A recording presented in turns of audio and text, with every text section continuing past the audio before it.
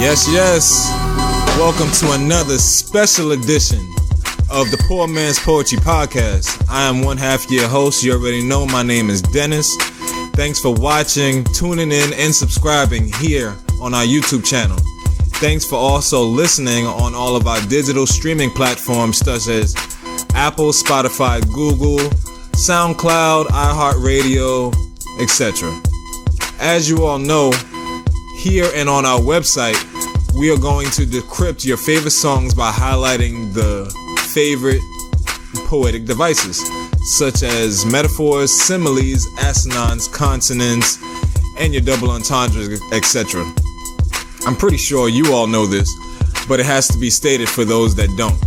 Us here at PoorMan'sPoetry.com, we do not write or own any of this music. We don't own the lyrics nor the beat production. All lyrics are provided for educational purposes and personal use only. Our purpose here is to bring light to some of these geniuses that write these lyrics for this generation, and also so it doesn't become a forgotten art. Today I'll be decrypting Faboulous' freestyle over G-Dep's special delivery.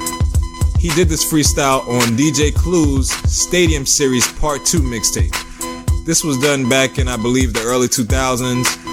But Fabolous has some bars on this, man. So yeah, man, we're gonna decrypt this and deconstruct it to give you guys some bars here, man, some poetic devices. Let's go.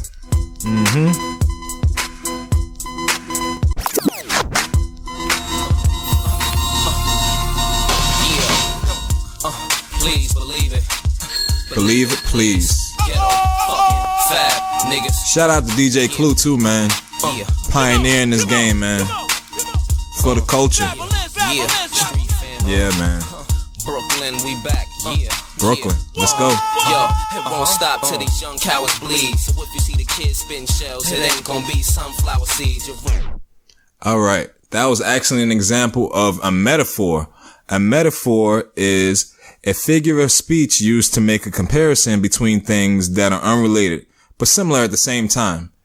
As you heard in that bar, Fabolous said, if you see the kids spitting shells, it ain't gonna be sunflower seeds.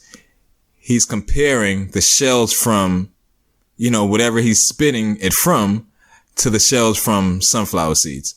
I'm pretty sure you all can put those two things together. Let's keep it going. Are too small, rocks are too little. When you talk to birds and rats like Dr. Doolittle.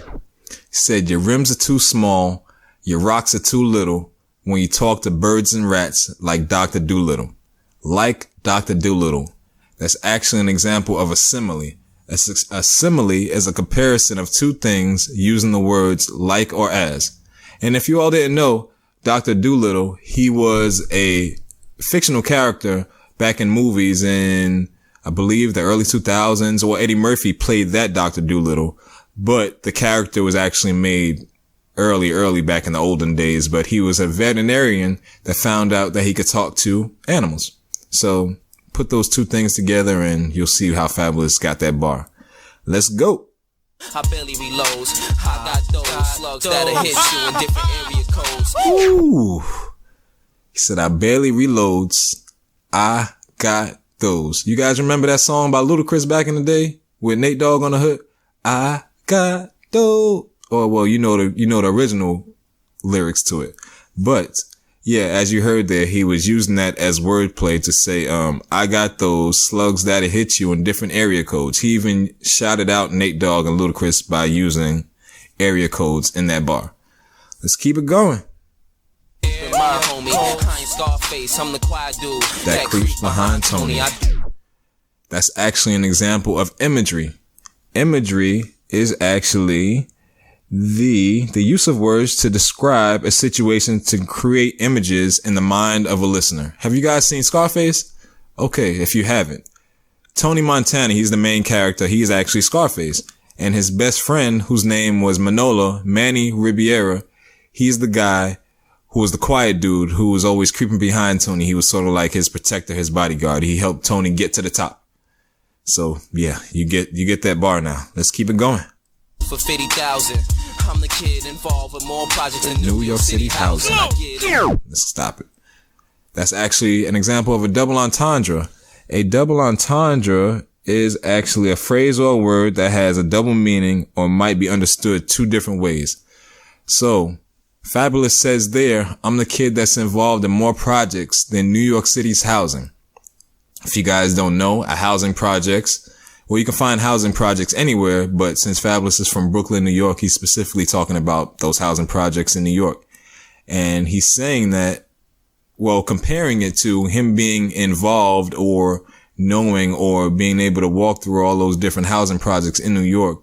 He's saying that he's involved in those projects, but he's actually saying that he's getting featured or getting asked to be involved in other projects, such as other rap albums or other songs people's asking him to be on at that time. Let's keep it going. Girlies hiney, cause they ain't seen the Jordans on my feet since the early 90s. I get in your girlies hiney, cause they ain't seen the Jordans on my feet since the early 90s. It's actually an example of a paradox. Yeah, man, a paradox is a statement that seems silly when you explain it or scrutinize, but when you check it out, it can actually be true, man. So, he gets in your girlies heinies cause they ain't seen the Jordans on his feet since the early 90s. Okay, so let's think about that. He got the girl because he had the Jordans on his feet. And the Jordans were retros, so which means that they're hard to get, which means that he got them back in the early 90s or they were re-released and he had them at this time. So there you go. That's why he gets in the girlies heinies, because he had the Jordans on his feet from the early 90s. Let's keep it going. Since box beamers, I've been busting on chicks' faces till they look like they covered in Noxzema. Since box beamers, let's stop right there. That's an example of consonants. Boxed beamers. Consonants is the repetition of consonants in poetry. As you can see, B is a consonant. So he used that in repetition. Since box beamers, I've been busting on chicks' faces till they look like they covered in Noxzema. Noxzema, if you all didn't know, it's a facial cleanser that's actually white. It was established back in 1914. But yeah, you get it. He's been busting on chicks' faces till it look like they covered in Noxzema. Let's keep it going. Be stashing a scat, even after my sound scan numbers look like the national debt. Holla. That's the last bar there to close out that rhyme. Even after his sound scan numbers look like the national debt. Once again, that's an example of simile. Simile is a comparison of two things using the words like or as. Yeah, man, Fabolous. You killed that record, man. Let's go. Fabolous. Desert Storm. Once again, man, we want to thank you guys for tuning in to the Poor Man's Poetry Podcast. To this special edition, we're gonna keep decrypting these lyrics here for you, man. We appreciate you guys. Yeah, man. Make sure you check out our merch at the shop. We got these sweatshirts here for you guys now. We also got a whole lot of other merch there for you. If you like what we're doing, you like our podcast, you like the way we decrypt rhymes, support us, man. We appreciate it. Thanks a lot.